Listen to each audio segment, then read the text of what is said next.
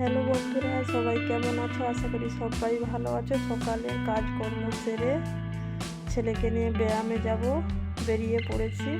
আর বেরিয়েই দেখি কতজন অতিথি এসেছে বাড়িতে। বন্ধুরা, তোমরা দেখতে পাচ্ছ? তারপর ফাইনালি আমরা চলে এলাম ব্যায়ামের স্কুলে। এসে দেখি ব্যায়াম অলরেডি শুরু হয়ে গেছে, আর আমার পৌঁছাতে একটু দেরি হয়ে গেছে। সানডে খুবই ব্যস্ততার মধ্যে কাটে। পুরো ব্লগটা কন্টিনিউ দেখতে থাকো বন্ধুরা, আই হোপ তোমাদের খুব ভালো লাগবে। সবার কাছে একটাই অনুরোধ, কেউ স্কিপ করে দেখো না, পুরোটা সাথে থেকো। পুরো দিনটা কিভাবে টাইম মেনটেন করে সব কাজগুলো গুছিয়ে করি। তারপর ব্যায়াম শেষ করে বাড়ি আসার পথে দেখো প্রায় আধা ঘন্টা মতো জ্যামে পড়েছি। তোমরা দেখেই বুঝতে পারছো বন্ধুরা কি পরিমাণে জ্যামে পড়েছি। তারপর এসে এখন বাজে 10টা মতো, এসে রান্না চাপিয়েছি।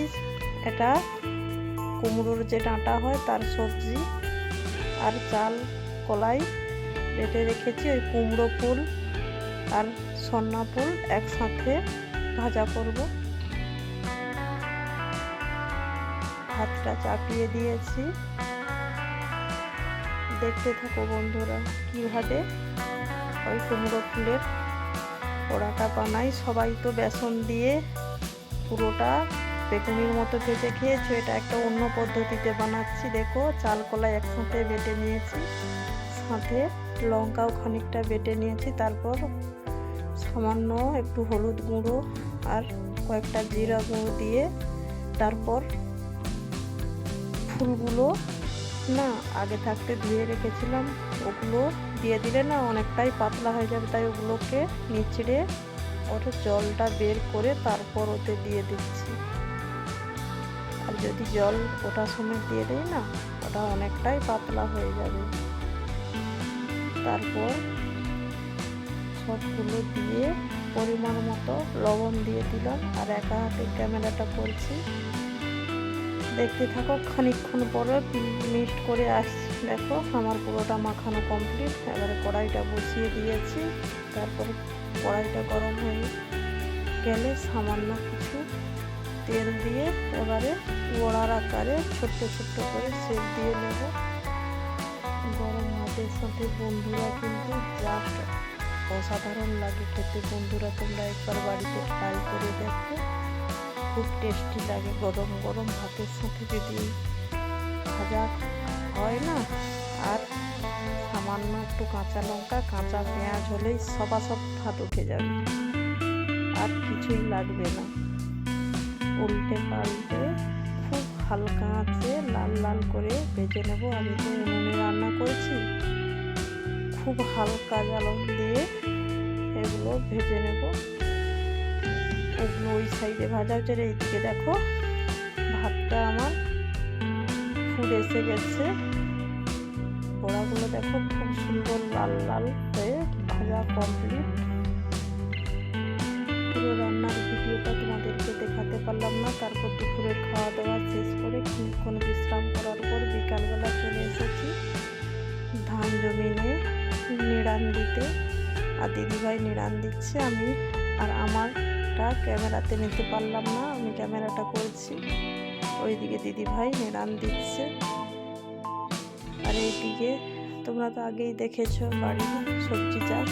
তারপর খানিকটা ছবি তোমাদের সাথে শেয়ার করলাম।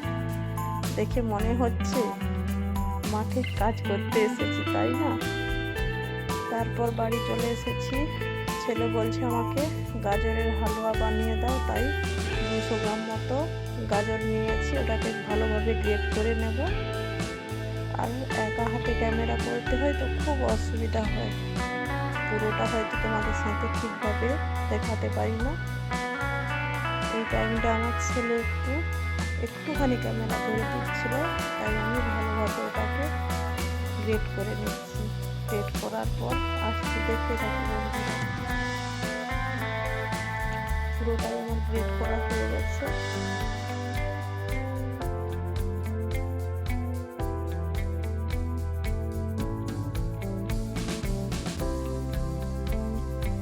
কড়াই বসিয়ে 1 চামচ মতো ঘি দিয়ে, তোমরা ঘি দিয়ে ভাজতে পারো বা সাদা তেল দিয়ে ভাজতে পারো। ঘি দিয়ে ভাজলে তার টেস্টটা একটু আলাদা রকম হয়। সামান্য যে কাঁচা গন্ধটা যাতে চলে যায় তার জন্য খানিকক্ষণ একটু ভেজে নেব। খেতে কিন্তু খুব টেস্ট হয়। সামান্য কিছু জিনিস দেওয়ার বাড়িতে আজকে কাজু কিশমিশ নেই, এলাচ আর দুধ দিয়েই বানাবো। ছেলের হঠাৎ পায় না, যে রাখা ছিল, তাই ভাবলাম একটু বানিয়ে দিই। ওইদিকে ভাজা কমপ্লিট, তারপর এইদিকে দেখো দুধটা ফুটতে শুরু করে দিয়েছে, তোমরা দেখতেই পাচ্ছ। ভালোভাবে ফুটে ফুটে একটু ভালোভাবে দুধটা মারা হয়ে যায়, তারপর ভেজে রাখা গাজরগুলো ওতে দিয়ে খানিকক্ষণ ফুটিয়ে নেব। তারপর দেখো গাজরগুলো দিয়ে দিচ্ছি, দিয়ে আবারও সামান্য আছে খানিকক্ষণ ফুটিয়ে নেব।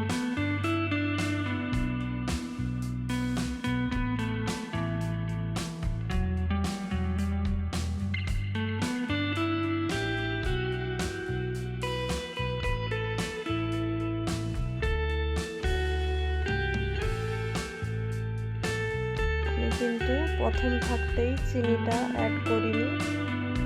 দুধটা যদি কেটে যায়, দুধটা ভালোভাবে মরে ফুটে আসতে শেষের দিকেই চিনিটা অ্যাড করলাম। চিনি দিয়ে সামান্য খানিকক্ষণ নেড়ে ছেড়ে তারপর নামিয়ে নেব। খাওয়ার জন্য আমাদের গাজরের হালুয়াটা পুরোটাই রেডি। খুব সুন্দর একটা কালার এসেছে আর একটা খুব সুন্দর স্মেলও এসেছে বন্ধুরা। আমি তো পরে ভয়েস অ্যাড করেছি, খেতে কিন্তু খুব অসাধারণ হয়েছিল বন্ধুরা। আগেই বলছি বাড়িতে কাজু কিশমিশ ছিল না, সামান্য 2 এলাচ, চিনি, দুধ দিয়েই বানিয়েছি। কেমন হয়েছে বন্ধুরা অবশ্যই তোমরা তোমাদের সুন্দর সুন্দর কমেন্ট করে জানিও। তোমাদের একটা কমেন্ট আমাদেরকে নতুন নতুন ভিডিও দেওয়ার উৎসাহ যোগায়, আর খুব ভালো লাগে তোমাদের কমেন্টগুলো পড়তে। তারপর সন্ধে হয়ে গেছে, আমাদের গ্রামের বউ সন্ধে দেখিয়ে দিব তুলসী তলা। সন্ধে দেখিয়ে তারপর আসছি। আর রবিবার সারাদিনটা খুবই ব্যস্ততার মধ্যে কাটে। তারপর সন্ধে দেখিয়ে মেয়েকে নিয়ে নাচের স্কুলে যাব। নাচের স্কুল থাকতে ফিরে এসে আবার ছেলেকে পড়তে বসানো, রান্না করানো, সেই রাত 10টা অবধি কাজের কোনো ছুটি নেই। সন্ধে দিয়ে তারপর তোমাদের সাথে কথা বলছি।